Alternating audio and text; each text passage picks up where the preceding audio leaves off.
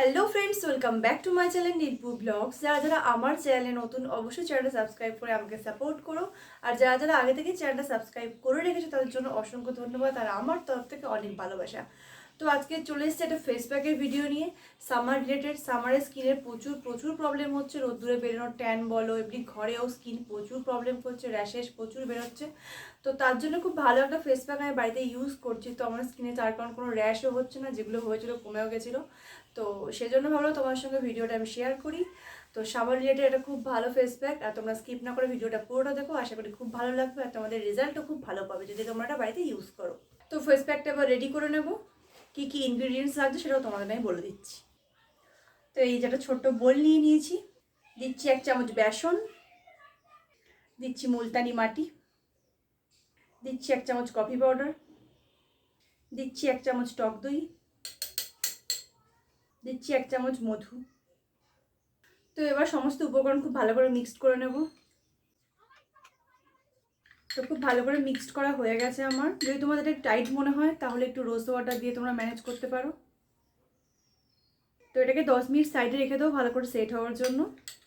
তো চুলটাকে ফার্স্টে আমি ভালো করে বেঁধে নিয়েছি একটা অ্যালোভেরা জেল। তো সামান্য একটু অ্যালোভেরা জেল নিলাম, পুরো ফেসে অ্যাপ্লাই করে নেব।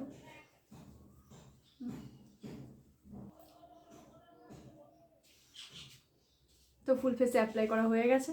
তো এই যে ফেস প্যাকটা সেট হয়ে গেছে 10 মিনিট। এটা ব্রাশ নিয়ে নিয়েছি, একটু মিক্সড করে নেবো আরেকবার। এবার ফুল ফেসে অ্যাপ্লাই করব।